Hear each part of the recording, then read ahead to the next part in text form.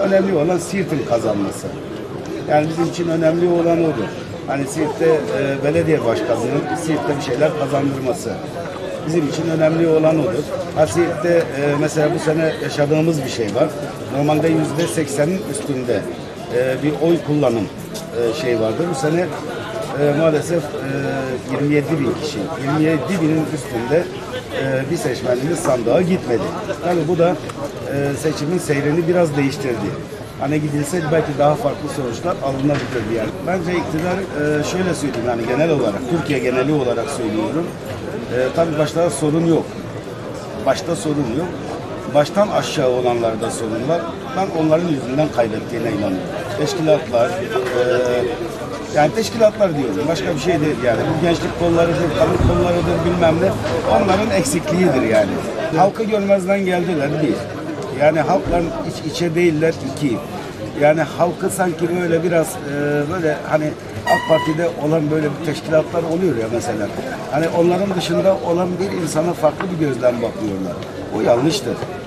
Yani biraz daha hani böyle yaklaşımları, halkla iç içe, sorunlar, bunlar hepsi paylaşılması lazım, bilinmesi lazım. Benim derdimi bilmesi lazım mesela o teşkilat. Ona göre hareket etmesi lazım. Esnafla hiçbir alakaları yok. Önemli olan zaten, yani şöyle söyleyeyim açıkçası, hani bu seçimde AK Parti'yi ayakta tutan yani mağdurlardır, garibanlardır, esnaftır. Yani tuzu kuru mu diyorlar, ne diyorlar, altında karnı tok olanlar değil. Ekonomik kriz aslında yani tabii onda biraz etkisi var, etkisi yok değil ama o kadar da değil yani. Ekonomik kriz diyoruz da kardeşim bir mahallede park edecek bir yer bulamıyorsun araban için. Yani manava gidiyorsun, tıklım tıklım, markete gidiyorsun, tıklım tıklım. Yani kriz olan bir yerde bunlar olmaz. Ben tamamen teşkilata bağlıyorum, başka bir şey değil. Şimdi ayrıca ben hani genel olarak söylüyorum, yani Türkiye geneli olarak bu seçimlerde AK Parti'nin kaybetmesinin sebeplerinden bir tanesi de teşkilatların eksikliği dışında, hani bu FETÖ davasında mağdur olan o kadar insan var ki, mağdur olanlar içeride maalesef baştakiler dışarıda cirit atıyor. Bir bankaya para yatırmış veya bir yurda çocuğunu kaydetmiş veya herhangi bir sohbete gitmiş diye işinden alınan insanlar var. Tabii ki onlar küsecek yani.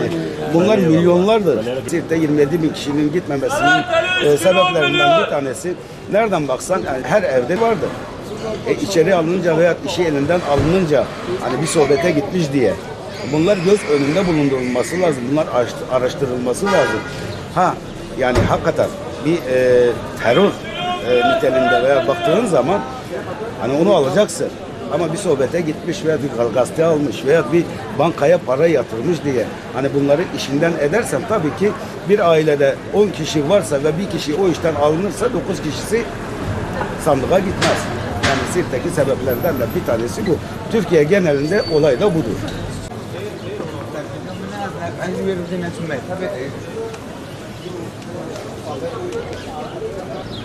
Yukarıdaki dava bilincinin alt tarafa yayılamadığını görüyoruz. Menfaat ilişkisi içerisinde değişik insanların dava adamları ve samimi insanları örttüğünü, perdelediğini görüyoruz. Yönetimin bunu göremediğini ya da perdelendiğini düşünüyoruz bu konuda. Örnek veriyorum, bir Diyarbakır davayla hiçbir alakası olmayan bir adaya verirseniz oradaki halka ayıp etmiş olursunuz.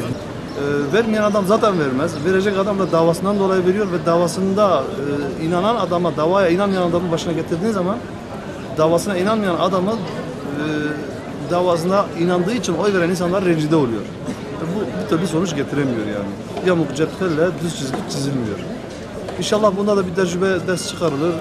Bundan sonraki süreçte Allah daha iyi eder. Teşkilatlardaki dava adamından uzak, menfaat eksenli insanların ağırlıkta olduğu ve bu da toplumda tiksinti yarattığını. Bir de mesela bizim gözümüzü çarpan bir takım adaletsizlikler de var. Eleştirdiğimizde duymak istemediği konular var. Mülakattır, torpillerdir, bunlar milletin canını sıkan şeylerdir. Bir şey yapılacaksa vicdana uygun olması gerektiğini söylemek lazım yukarı. Bunu da duymaları lazım. Yani. Artık nasıl duyacaksa bir mülakattır, almış bakmışını gitmiş. Tamamen torpil eksenli. Yani bunun çeşitli yolları var. Uygun değilse bunun istihbarat raporu var, bunun emniyet raporları var. Uygun değilse bunu açık açık diyebilirsin. Sen uygun değilsin, gelme buraya. Ama geldikten sonra da adaleti olması zorundadır yani. 18.000 tane insanın oy kullanmaması ideolojik kamplara girmiş insanların oyunun sektiğini düşünmüyorum. Özellikle HDP'ye oy veren insanların ama bunun işte karşı tarafta teşkilata olan kızgınlık, biraz milliyetçilik kavramı da biraz etkili oldu. İşte nasıl olsa karşı taraf yapamaz, yapmasın da öbürleri kazansın, kayyum atansın söylentileri de yayıldı. Bu da biraz etkili oldu. Siirt'teki adayda pek sıkıntı görmedik ama maalesef kara propaganda çok oldu burada. İşte HDP eksenli insanların onu karalama kampanyasına çamur siyasetine yöneldiler. Yok bu tefeci, faizci bir söylentiler yayıldı.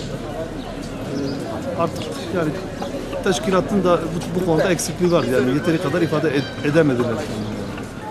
Benim bildiğime göre milletinin, ben kendi fikrimi söylüyorum, milletinin verilen bilgiye göre millet iş istiyor. Millet fakirdir, güçsüzdür. 16 yıldır iktidar bir şey yapmamış millete.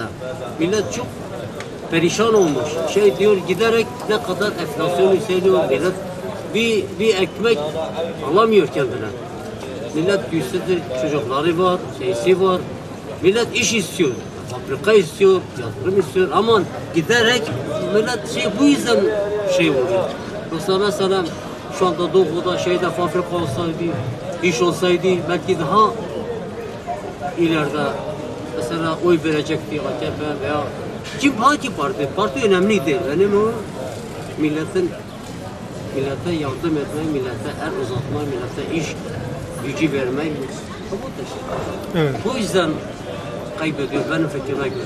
Yani Siirt'te en büyük sebep bu mu? Siirt'te işsizlik sorunu. Evet. Siirt'te en büyük sorunu işsizlik sorunu. Siirt'te kaybedilişin nedeni verilen vaatlerin hiçbirinin tutulmamasıdır.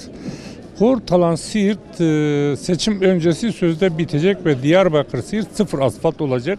Bizim milletvekilleri adayları ve milletin kendisi için açıklama yapıldı TV'de ve Şırnak'a doğru gideceğini bildirdiler. Olmadı. 8 yıl geçti. Bekledi vatandaş sabırla.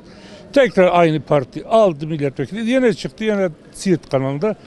Hemen bitecek ve hızlı tren seviyesinde Siirt'e de tren gelecek dedi. Ben mesela Siirt'teyim. 60 yıldır Siirt'teyim. Bu sözleri hem duyarız hem konuşuruz ama yalan olduğunu gördüler. Bırak Şırnak'ın buraya bağlanmasını, bak Şırnak mesela AKP'ye verdi. Belki ilerler ama onun da verme sebebi ayrıdır. Mesela Erva Söz'de yol yapmışlar. Ben mesela bir ay sonra 2000 kilometre yol gidiyorum. Balıkesir'de yazdığım var. Diyarbakır böyle bir yol yoktur Türkiye'de. Yani buradaki insanlar can yaşamıyor mu? Siz gazetecisiniz. Buyurun Gezer'e kadar gidin. Havaalanına gidiyor araba değil mi? Bir de Kurtalan'a kadar dönün 50 metre o yolla gidiniz. Üniversiteden öte. Neden burası dübledir? Sıfır asfalttır. Neden? Çünkü gelenler oradan helikopterle aldatılıyor. Halk da aldatılıyor. Başka taraflarda aldatılıyor. Bir aldatılıyor. Gerçekleri görmüyorlar yani. Benim gibi gelip karadan Erhab'a gidip gelsinler. Çöken yerleri, göçen yerleri, yapılan yanlışları, mesela atlar köprülerin yanlış yapıldığını, araziden rant kazanmak için yolların değiştirildiğini yazık etmişler. Günahtır ya ve bitmiyor. Bir senedir mesela seçime 2 gün kala 2 kepçe getirdi. Oraya başladı. Suda yol bitecek.